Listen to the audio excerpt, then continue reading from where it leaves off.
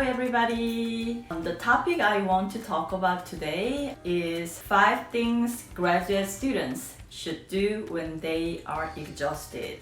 Everyone gets tired. It is a common feeling since we are all human.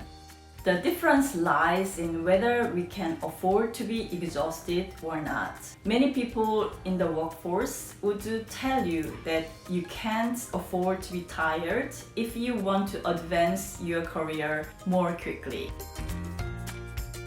It is the same for graduate students. When it comes to crunch time for turning in your research paper, taking seminar courses, working as a research assistant or teaching assistant, taking comprehensive exam, and or finalizing your dissertation, you can't afford to be tired. Even if you are fatigued, you have to just ignore the exhaustion and move on. You will only realize later that now allowing yourself to feel or act on your tiredness decreases your productivity and ability to get things done. There is a very simple and logical explanation for that.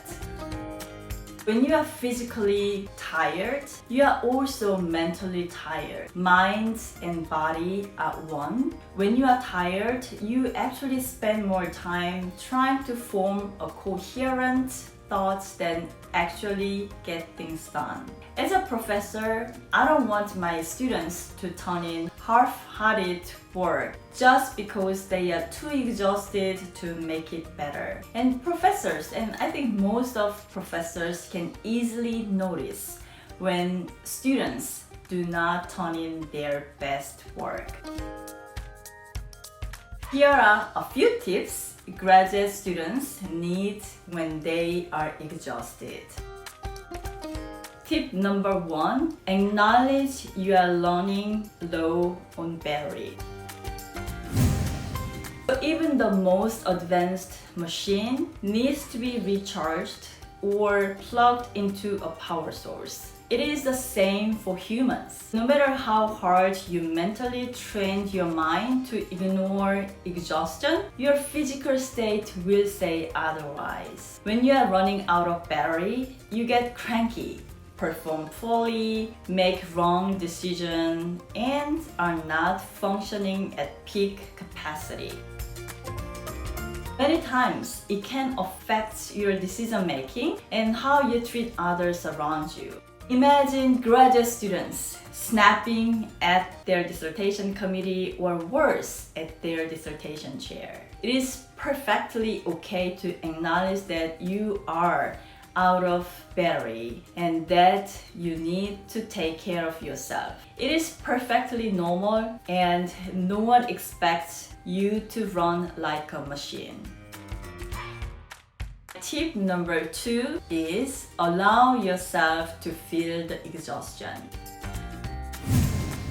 Experts say that a feeling must be felt for it to be identified and then dealt with. Fighting it would just be plain and simple denial that takes up too much energy. Instead, let yourself feel the fatigue. Let your eyes close shut when they feel droopy. Curl up into a ball if that's all that you want to do. Skip a night of studying to make way for a night of longer sleep. Then lay down if you feel like your entire body is ache. Your body needs to recuperate to be able to fully function. I usually extend my sleep hours on Saturdays to get rid of any tired feelings. And of course, there is a difference between just being lazy and taking a break. If you happen to give in to your resting urges more often, you might just be lazing around. Rest when you need to, but make it proportional to the amount of work you do. Tip number 3 is have a designated night off. I have seen doctoral students literally burn the midnight oil. And as impressive as that sounds, it can be quite destructive. You only get one body, and the more you overworked it, the sooner it will give up.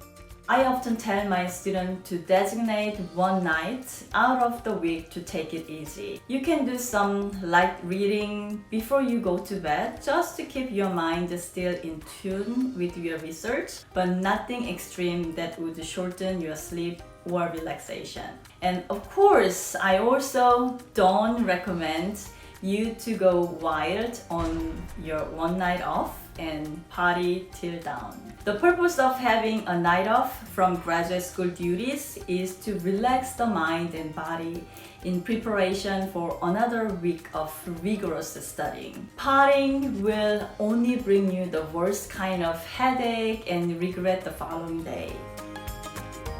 During my dissertation writing stage, I met my friend who was also writing her dissertation every day at 5 in the morning. We studied together almost 12 hours every day, sometimes even during weekends. However, we knew the importance of taking a break to keep our momentum going. We rented a romantic comedy movie and watched it together every Friday evening. This designated night off from work not only helped both of us to relax and forget about the burden of writing a dissertation for that evening, but renewed our minds and energy. I suggest getting a relaxing massage, having a quiet dinner with family or friends, maybe a nice game night with your roommates, or even a night alone in your room, reading a nice novel or binge watching your favorite series. To avoid burning out, taking a night off will not only refresh your body, but will also renew your mind, so you can be more productive in the days to come. Your continual mental fatigue can lead depression. If you feel like it is too much, make sure you reach out help. Most of the universities provide free counseling service. Contact a counseling center if your mental fatigue continues more than 2 weeks. Tip number 4 is be happy with the small victories. Zen expert Leo Babauta of Zen Habits wrote in one of his articles about aiming for small victories, and I couldn't agree with him more.